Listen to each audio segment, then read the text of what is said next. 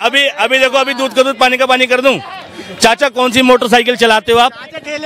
अरे मैं पैदल चलूंगा, रिक्शे पे चलूंगा, लेकिन वोट मोदी जी को दूंगा। देश की जनता मोदी जी को देगा। तो देश की जनता पेट्रोल हो जाए 100 रुपए किलो, गैस हो जाए 5000 रुपए, लेकिन फिर भी वोट मोदी को देगा। उसके पीछे कारण तो बताओ, कारण क्या है? तुम अपना ये बताओ, तुम ये स्पष्ट करो, स्पष्ट ये करो, तुम जिस पार्टी को वकालत करते हो उसने देश के साथ क्या किया, और मोदी जी ने 10 साल में देश के लिए क्या किया? की मोहब्बत में 5000 का सिलेंडर ले लोगे?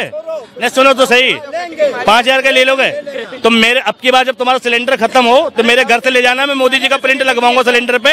1000 का खरीदूंगा तो मैं 5000 का दूंगा, चलेगा? नहीं, एक बात तो है, कांग्रेस से देश सीखता बहुत कुछ है, ये तो बात सच है। कांग्रेस से देश सीखता बहुत कुछ है। भाई कांग्रेस भ्रष्टाचारी थी, घोटालेबाज थी। मोदी जी ने और बीजेपी ने खूब घोटाले पकड़े और उसके बाद सीखा कि घोटाले इस तरीके से करने की पकड़ में भी ना है। ठीक भाई, मोदी जी ने कहा कि मैं ऐसा घोटाला करूंगा और बाद में उस पर देशभक्ति का इल्जाम दूंगा। ठीक, जैसे इलेक्टोरल बॉन्ड का घोटाला। ठीक भाई, सुप्रीम कोर्ट ने क्यों बंद किया उसे? एक पार्टी 5000 करोड़ का चंदा ले रही है उससे, मोदी जी की जवाबदेही नहीं है। मोदी जी संसद में बोलेंगे, भाई कह रहे थे ना 50 दिन मांगे भाइयों बहनों नोटबंदी के बाद, जिस चौराहे पे आप बुलाओगे बुला लूंगा, आ जाऊंगा मैं। तो पहली बात तो वो दिखे नहीं, ठीक है, और कभी जनता के बीच में आवे तो सही बिना सिक्योरिटी के, तब जनता पूछेगी। वो तो मीडिया के बीच में सिक्योरिटी के बिना नहीं जा रहे, तय सवाल करके जा रहे हैं कि यही पूछना, इससे ज्यादा पूछ मत लेना। ठीक, एक प्रेस कॉन्फ्रेंस अगर मोदी जी कर लें, मैं कह रहा हूँ रवीश कुमार बहुत कांग्रेसी पत्रकार है, लोकतंत्र का चौथा स्तंभ है।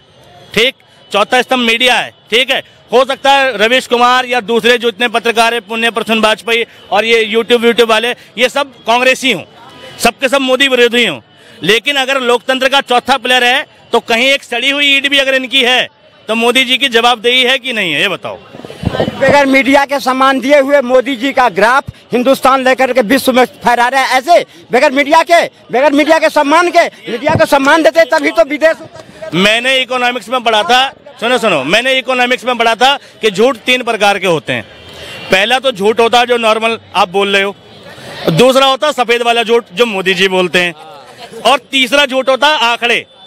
एक बार किसी बिजनेस को लेकर आप कैलकुलेशन करना, आप दिमाग में बैठाना कि मैं इतने का कपड़ा खरीदूंगा, इतने का बेचूंगा, इतना फायदा होगा।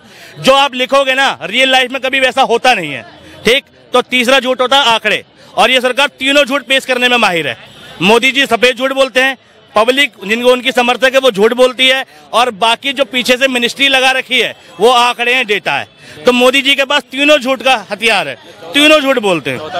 क्या लगता है, क्या मोदी जी झूठ बोलते हैं? अगर झूठ बोलते तो कांग्रेस की ये दुर्दशा होती जो आज राहुल गांधी टी शर्ट बेच करके चुनाव लड़ने पर मजबूर होता। टी शर्ट बेच रहे हैं, वो पैसा जनता से मांग रहे हैं, मेरे पास कुछ नहीं है, दे दे। अरे कुछ तो शर्म करो, तुम्हें भविष्य पूछेगा किस चोरों की तुम वकालत कर रहे थे, और हमारा भविष्य कहेगा किस ईमानदार के लिए तुम लड़ रहे थे। तुम अपनी ईमानदार बताता हूँ, राहुल गांधी की टी शर्ट की कीमत सुनो, राहुल गांधी की टी शर्ट की कीमत भारत जोड़ो यात्रा में पता चली थी। ठीक है, वो 65,000 रुपए की थी, एक टी शर्ट 65,000 रुपए की, बड़े ट्रोल हुए। और वहीं अमित शाह का मफलर पता है तुम्हें, 78,000 रुपए का था। ठीक, एक मफलर 78,000 का अमित शाह का। ठीक, और राहुल गांधी की टी शर्ट, और मफलर में तो टी शर्ट से बहुत कम कपड़ा यूज होता है। वो भीख मांग रहा है जो दे पैसे, वो पैसे मांगना और मतलब हाँ, करने की चश्मा उतार लो। तुम्हारे चश्मे से देश की जनता नहीं देख रही है, मोदी जी के काम को देख रहा है, मोदी जी के विजन को देख रहा है। कह रहे मोदी जी के काम को हाँ, मोदी जी अगर अपने काम पर वोट मांग, सुनो, मोदी जी का सबसे बड़ा विरोधक पता कौन है? खुद मोदी जी, गुजरात वाले मुख्यमंत्री। अगर मोदी जी का मुख्यमंत्री रहते हुए बयान सुन लोगे तो जितनी पॉलिसी मोदी जी ने लागू की है, मोदी जी ने उन सब पॉलिसी का विरोध किया है। अच्छा, एक 2-3 बातें बताओ। ये बताओ कि मोदी जी ने कहा था 35 रुपए प्रति लीटर पेट्रोल बिकेगा, बिक रहा है? महंगाई कम कर, जब तुम्हें 35 रुपए वाला मिल रहे थे ना तो चप्पल पहन के घूम रहे हो। आज मोदी जी के राज में जूते पहनकर जेब में हाथ डाल के घूम रहे हो, शर्म आनी चाहिए पूछते हुए। आपको लगता कहाँ जा रही है तुम? अच्छा एक मिनट, अभी पेट्रोल की कीमत सुनो तो सही। अभी पेट्रोल की कीमत जो है वो तकरीबन 99-98 चल रही है। अरे सुन तो लो, अच्छा सुन तो लो, एक मिनट अभी देखो, अभी दूध का दूध पानी का पानी कर दूं। चाचा कौन सी मोटरसाइकिल चलाते हो आप? अरे मैं पैदल चलूंगा, रिक्शे पे चलूंगा, लेकिन वोट मोदी जी को दूंगा, देश की जनता मोदी जी को देगा। तुम बाइक कार कौन सी है? देखो ना चाचा पे बाइक है, सुनो ना, सुनो ना, बाइक चलाते हैं ना कार चलाते हैं, ये तो जाते हैं पब्लिक व्हीकल से, लेकिन ये पेट्रोल खरीद लेंगे 100 रुपए लीटर, 200 रुपए लीटर। अच्छा एक बात बताऊं, पेट्रोल 98 रुपए लीटर है, लेकिन अगर इसमें से गवर्नमेंट का और स्टेट गवर्नमेंट का टैक्स हटा दो तो लगभग 35-40 रुपए लीटर ही आएगा। तो ये बताओ क्यों नहीं हो रहा?